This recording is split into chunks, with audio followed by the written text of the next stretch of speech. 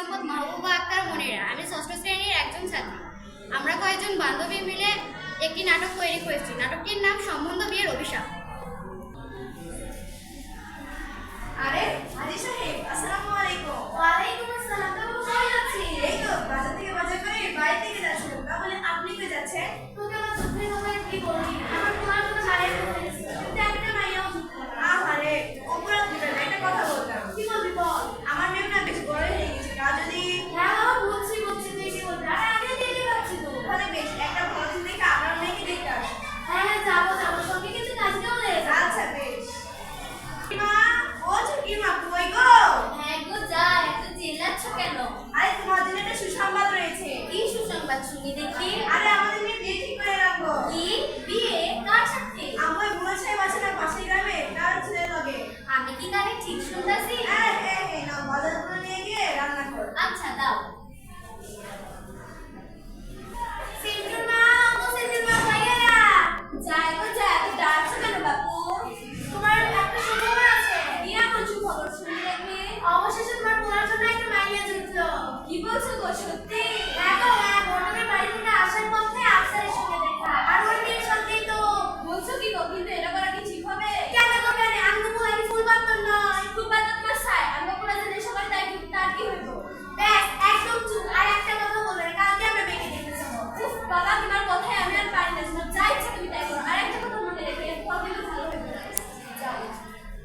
এই ঘরটা জায়গাটা দেখেছি, কানামাছি বউ দেখে না তাই।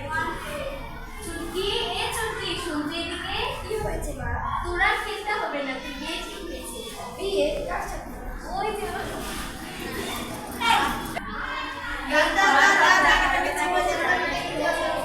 চুটকি, এ চুটকি, শুনতে এদিকে। কি হয়েছে মা? তোরা খেলতে হবে না, তুই বিয়ে ঠিক হয়েছে। বিয়ে? কার সাথে? ওই পাড়ার মরমির ছেলের সাথে। কিন্তু মা, কার সাথে বলে? আরে বয়স হয়েছে তো কি হয়েছে? দাদি তো অনেক ভাষা। আরে চুপ কর তো তুই, আমি যা বলবো তাই হবে। আয়। আমি আমাদের জন্য অনেক খুশি সংবাদ। তুই যে মন খারাপ করছিস কেন? আরে দাদা, কোনো সমস্যা হবে না। আর হ্যাঁ, আমরা কিন্তু তো বিয়ে খেতে যাচ্ছি। হ্যাঁ চল। স্টার্ট।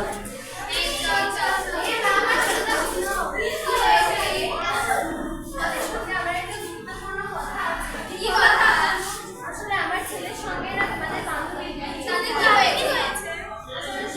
বলতে আমার ছেলে নেশা করে। কি নেশা করে? হ্যাঁ, আর আমি চাই না যে আমার ছেলের জন্য কোনো একটা মেয়ে জীবনে তাই আমি চাই দয়া করে তোমরা এর একটা ব্যবস্থা নাও। আর হ্যাঁ, এই কথা যেন আমাকে মাঝখান থেকে কেউ আসে না। আচ্ছা তাহলে বললাম তো। আচ্ছা চল আমরা পুলিশ প্রশাসনের কাছে যাই। পুলিশ আসবে, পুলিশ আসবে, আমি আমাদের সাহায্য করো। আমাদের বান্ধবীর একটা নেশা করছে। কি নেশা করে সারা বিয়ে তোমরা যাও না, আছে এর একটা ব্যবস্থা করো। আচ্ছা সিন্টু মা, ও সিন্টু মা কই গেলাম? একটু বলো এই জানি। চলো আজকে আমরা মেয়েকে দেখতে যাবো। আমি যাবো না, তুমি যাও। আর একটা কথা বলো, এখন আমি বন্ধ করবো। চলো। কই গো ছুটি মা, তাড়াতাড়ি ছুটিকে রেডি করো, ওইদিকে 5টা বউ চলে আসবে। হ্যাঁ, কই এই গো? দেখো, আজকে তো কিছু থামে থামে। এই ভালো কবে? আরে হাজি সাহেব আসুন আসুন, বসুন বসুন। কই গো, মেয়েকে নিয়ে আসো। হ্যাঁ যা। চলো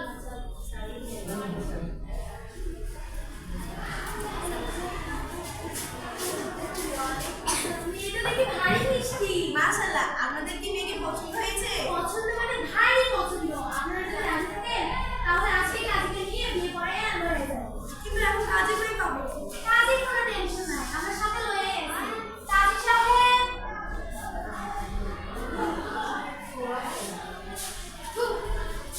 আমরা ভাষায় বিয়েটা এখন পড়ান। বসবো কি আমি? বসেন।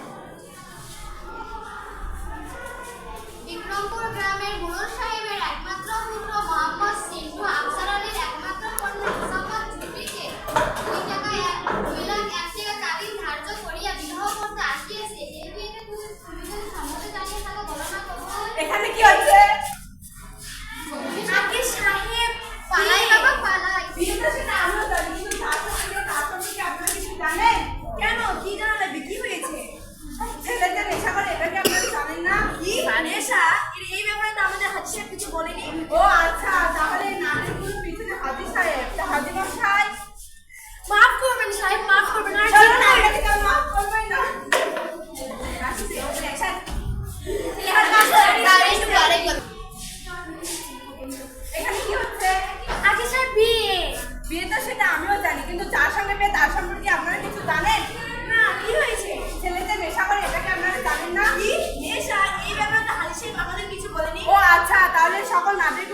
হাজি সাহেব, হাজিমা সাহেব।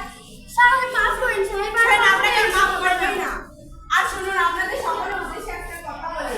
আজকাল ছেলেদের মেয়েদের খোঁজখবর বিয়ে দেওয়ার আগে খোঁজখবর নিয়ে বিয়ে দেওয়া উচিত, কারণ তাদের অনেক ধন সম্পদ থাকা সত্ত্বেও ছেলে নেশাখোর হয়। তাই আপনারা সকলে বিয়ে দেওয়ার আগে খোঁজখবর দিয়ে দিবেন।